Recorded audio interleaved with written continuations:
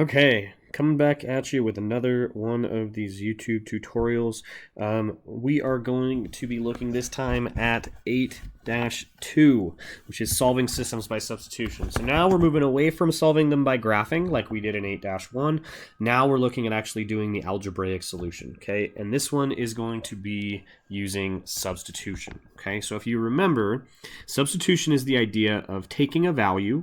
So for example, if I know something, let's say x is equal to y minus 4, right? So I know that x, I don't know exactly what either of these variables equals at this moment, but this tells me that anywhere I see an x, it's going to be the same as y minus 4. And so in a system where we have two equations, like all the previous problems we did in 8-1 and all the ones we're going to do in 8-2, if I have a second equation, let's say I had an equation like 3x minus 2y equals 18.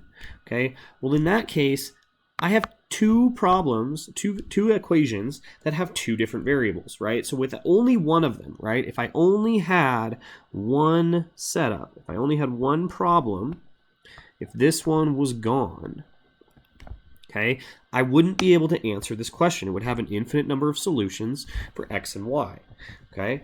But when I have two of them, right, we talked about when we did the graphing section that this would represent something that would most likely have a solution. Most of the time, systems have one solution, okay? And again, that's where these two lines intersect. So even though these aren't really set up to graph, they still would represent lines. If you type these into Desmos and you see where they intersect, that will be the answer to this problem.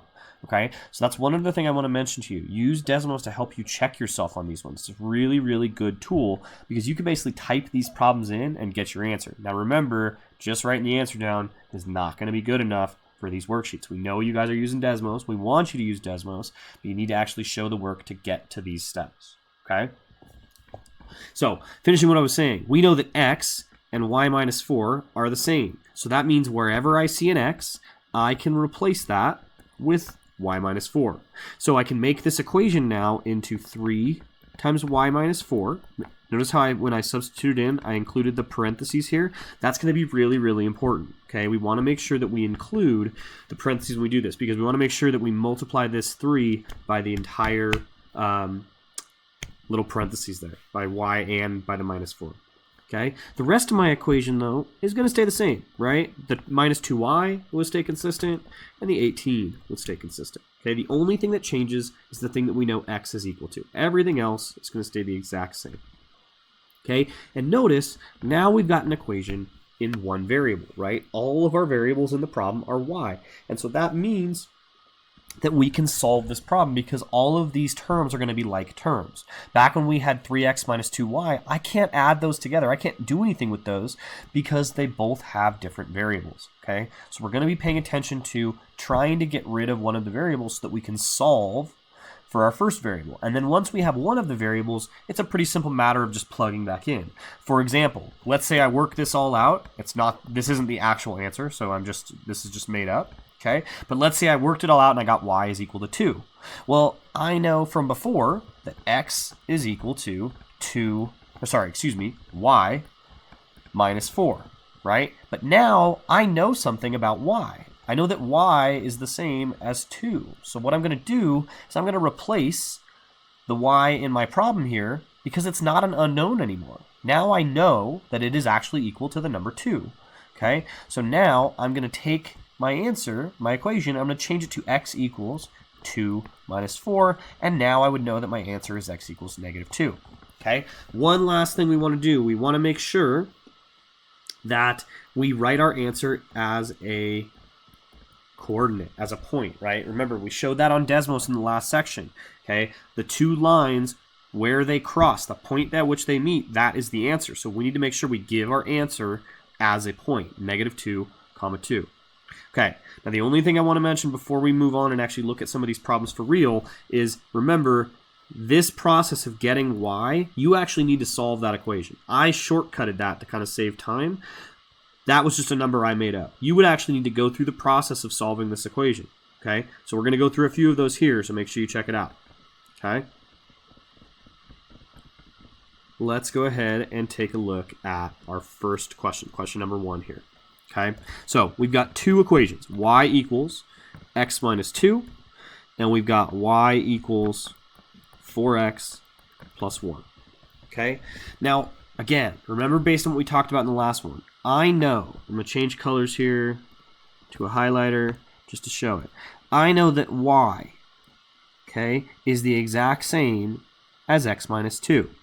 Okay? So that means wherever I see a y, if I need to or if I want to, I can replace it with x minus 2. Okay? We're going to do exactly that.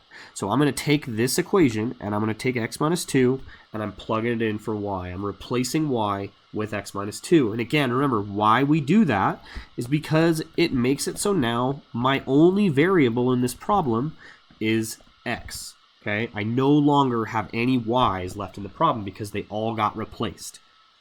Okay? So now from here, it's just a matter of getting x alone. Okay? So remember, we've got variables on both sides at this moment. Okay? Some of these problems you're going to be dealing with that. You need to get rid of one of those variables. Okay? So remember, how many x's is a single x? Well, it's just 1, right? So to make 1x go away, we're going to subtract 1x. Okay? And remember the rules for subtraction. If I do anything to one side, I got to do the exact same thing to the other side. Okay, so then write down what we have left. Well, the 1x's went away, so I'm left with a negative 2 on the left side here. So I'm going to go minus 2 equals 4x minus 1x. Well, that's pretty easy. If I have 4x's and I take 1 away, I'm going to have 3x. Okay, and then I'm just going to bring down the plus 1. That part is going to stay the same. Okay, now it's just a matter of getting x alone. So I know I need to get rid of the 3, and I know I need to get rid of the 1. And if you remember, it's much easier to subtract something on both sides than it is to divide something on both sides, because that potentially adds fractions and adds some mess into our problem, okay? So I'm going to subtract 1 on both sides to get rid of the 1 over here on the right. It's going to leave me with negative 3 equals 3x. And then if I divide by 3 on both sides, I'm going to be left with x equals negative 1, because negative 3 divided by positive 3 would give me negative 1. Okay, so I'm not quite done yet, right? I'm actually only halfway done because I haven't found both of my variables, right? I only have one variable at the moment. Okay, so let's scroll over here, give myself some more room. So if I take my second equation, now I'm going to go plug into either one of these first equations.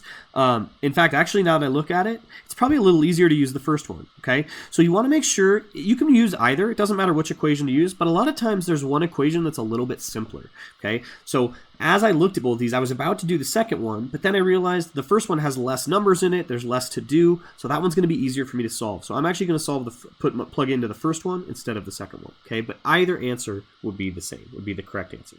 Okay, so my y is going to stay the same because that's what I'm looking for. Equals, well, now I know that x is equal to negative 1. So that means where I used to have an x minus 2, going from this equation over here, well, now I know that the x can be replaced with negative 1. So I'm going to do that right now. Okay, and then I have negative 1 minus 2, right? Remember your integer rules. These are both effectively negative, and so we're going to get more negative. So this is going to be y equals negative 3. Okay, and remember, and they kind of did us a favor here over on the side. Okay, so they already listed it in a point for us. We just need to make sure we put the order, the points correct, the numbers correctly. Okay, so remember that x is always going to come first. Think about the alphabet. Y will come second. So we'll do negative 1 and negative 3. Okay, so hopefully you get this one down. I'm going to leave this here for a second. You guys can go ahead and pause it and help write the work down. One thing I do want to mention, there's definitely not enough space on this assignment to do your work on here. So if you have tried to do your work here, you may want to move to another sheet of paper or maybe a side sheet of paper and just put your answers on this one, okay? Make sure, though, when you turn it into us that we see both pages, okay? Because that work page is going to be important, okay? Especially because I'm giving you some answers right here. Okay, I'm going to go ahead and erase this one. We're going to go ahead and look at number 2. Now, number 2, this is actually a worksheet designed for substitution, okay? But if you remember, we actually had 2 methods to solve systems of equations. So because we did 2 different methods, you can go ahead and use either method, okay? Because sometimes elimination is going to be easier, and if you can spot that, that's going to be a good thing, okay? So you can do either method. So for the first one, it was pretty easy to do either way, but we just did it using substitution, okay? For the second one, though, this one's going to be much simpler to use elimination for. Okay, so my first equation, 2x minus y equals 6. And my second equation, x plus y equals -3. And if you remember back to when we talked about elimination, you guys have plenty of notes on this, but elimination was where we took two equations and we just added them together. Okay, and the whole point of adding them together was to set up situations like what we have here with the y's. Okay, because if you notice, what's going to happen if I add -y with +y? Okay, remember, just like before when we did substitution, the whole point of this is to get rid of one of the variables, right? So the whole idea of adding the two equations together is to make one of them disappear. When I add -y and +y together, I get 0. I get nothing, okay? So that effectively goes away, and all I'm left with is the other pieces of information that I need to solve for x. Okay, and then just like before, I can take my answer for x and I can plug it back in for y. Okay, so it's pretty easy to do here. Okay, so let's go ahead and take a look at this one. So when I add these together, 2x plus x is going to give me 3x.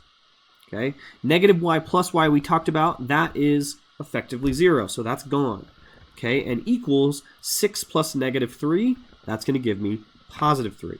Okay, remember, we only want to add our equations together if we have two numbers that are opposite. So for example, this is a 2x, right? So that means in order for this to cancel out, if I was to add them together, I would need to make this into a -2.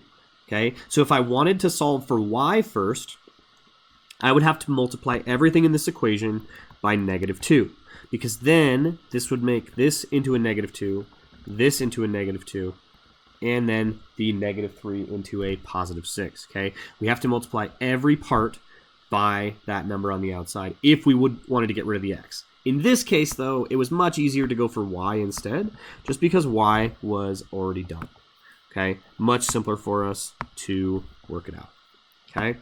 So let's go ahead and finish solving our problem here. I got to divide by 3 on both sides, and that's going to leave me with an answer of x equals 1. Okay, so remember, we are halfway there now. Okay, we've done the worst part. Now it's just a matter of plugging back in. So I'm going to find the simplest equation.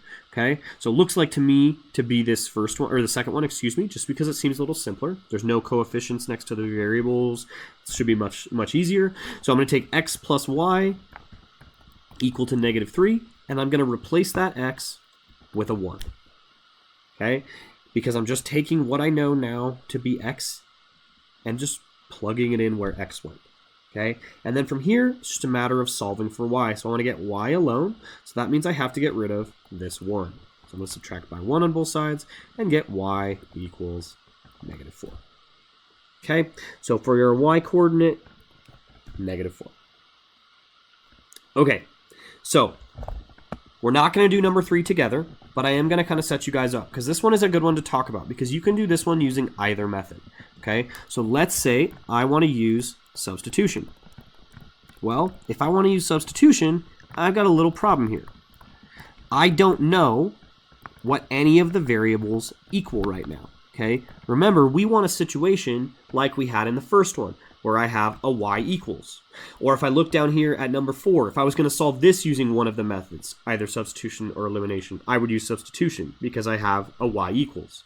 Okay, this one doesn't have that, right? If I look at number 3, I don't see that anywhere, okay? I don't have any one variable that is already solved for, okay? So the way I'm going to fix that is I'm going to solve for one of the variables. So you want to look for the one that's closest to being by itself already, okay? And as I look at this single x by itself is pretty close to being alone, because I already have a 1x there, and I just need to get rid of the 3y over here. And that's a pretty easy move to do. I would just have to subtract by 3y and subtract by 3y. Okay, so that's going to give me x equals -5 minus 3y. And then that would be something I could then plug in back into the x in the other equation. Okay, once you do that, then it's just a matter of solving just like we did in the other one. Okay, so you should be able to work it from there if you're going to use substitution. If you like using elimination. Okay, I'm going to go ahead and copy this over so I don't have to rewrite it. I am being a little lazy right now.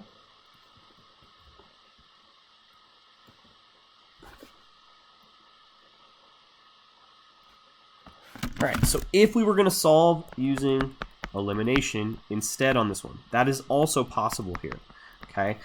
This case, though, remember, with elimination, we're trying to make two variables line up to be opposites of each other, okay? So right now, I have -2 and +3, which if I add those together, won't make 0. And I have +1 and +3, because remember, this x is effectively a 1x, okay? Adding those together doesn't make 0 either, okay? So I've got to do some sort of move to make them opposites of each other, okay? So I'm looking around, and I want to see which one is the easiest. Well, it doesn't seem easy to me to turn -2 into -3. That's not really a calculation without using a fraction that's going to be easy to do. So what I'm going to do instead is I'm going to look over at this other one, okay? I have a 3x and a 1x, okay? So that's going to be very easy to change into its opposite. So if this one is +3, its opposite is -3. So that means I'm going to take everything in this equation and I'm going to multiply it by -3. So again, that means using distributive properties. So that means we're going to take -3 times x, -3 times 3y, and finally -3 times -5. And then after that, that should make these x's be able to be made 0 because you're going to have a +3x and a -3x. So it'll be much easier when you add them together to now be able to solve for y. Okay? So either method works, okay? And a lot of these problems throughout this are going to be similar. You can use either substitution or elimination for any of the problems on this page. Okay, so I'm not going to solve that one for you. I'm going to leave it for you. For questions 4 and 5, go ahead and look back at the 8.1 because these ones are basically assignments from that last section. Okay, and the estimated solutions, they're going to be non-perfect points. So just make guesses about what the decimals look like, where the lines cross. Do your best to make them as neat as possible, and you should be able to find where they cross. Okay, all right. Last one we're going to do here, this one's number 6. We're going to do half of this assignment. So remember that these are systems of equations. So you're going to have 2 different equations, okay? So I'm just going to help you come up with one of the equations. So for us, let's go ahead and read the question. It says a sales associate in a department store earns a commission on each suit and each pair of shoes sold. One week, she earned $47 in commission for selling 3 suits and a pair of shoes. The next week, she earned $107 in commission for selling 7 suits and 2 pairs of shoes. How much commission does she earn for selling each suit and each pair of shoes? Okay, so notice, there's 2 variables that we're looking for in this problem. She's getting a commission, which is just kind of like money when you make a sale. If you ever work a sales job, you might be working for commission. Okay, so if you have a suit, the sales associate gets a commission, and if they sell shoes, they get a different commission. So they get a different amount of money for whatever type of clothing, piece of clothing that they sell. Okay, so let's take a look at just this first week. So we're going to do the first week. You're going to have to set up on the equation for the second week on your own. So I'm just going to highlight the part of the word problem that fits with the first week. Okay, so that's the only numbers we're going to be looking at for this part. Okay, so if you look, remember we're going to have 2 variables. We're going to have the commission, okay, for suits and the commission for shoes. Well, we know in that first week she sold, I'm going to use a U for suits and H for shoes because they both have an S. So I'm just going to use their second letter, okay? So U is going to be my suits and H is going to be my shoes. Okay, so I know that her total amount of money that she made was $47. Okay, so I know that somewhere in my equation, I'm going to see 47. Okay, and I know that's going to be equal to, well, I know in that week, she sold 3 suits. And for every suit she sells, she gets this commission of U. Okay, so I'm going to do 3U. Okay, then for the next one, the number of shoes. Okay, now be careful because there's no number listed here, but it says a pair of shoes. That means I'm going to see at least 1 shoe. Okay, 1 pair of shoes. So that means H. Okay, I shouldn't say at least 1 shoe. There's going to be exactly 1 shoe. Okay, so for my first week, I've got the equation 3U plus H equals 47. Okay, what you're going to do is you're going to come up with another equation based on the next week. Okay, so you're going to take that next sentence and turn it into its own equation. Okay, and then you're going to solve the system. Okay, you're going to take this and you're going to solve it using, it says using substitution, but again, just like before, you can use either substitution or elimination. Use whichever method you think is easiest. And this one's going to be very similar to that one I just showed as well. Okay, so at least as far as the beginning setup goes. So make sure you use that to help you. All right, let's go ahead and just look real quick. This last page, these last two pages are basically the exact same stuff. There's nothing really new here. There's no new word problems or anything like that. Just make sure you're paying attention, because if you're good at both methods, it can be easier to use one method over the other depending on the problem. So like, for example, when I look at number 4, this is a great one for substitution because I have y equal to something, okay? But if I look at, let's say, one like, well, these are both pretty good substitution. Okay, most of these look good for substitution, but realistically, any problem could be done using elimination, so just keep that in mind.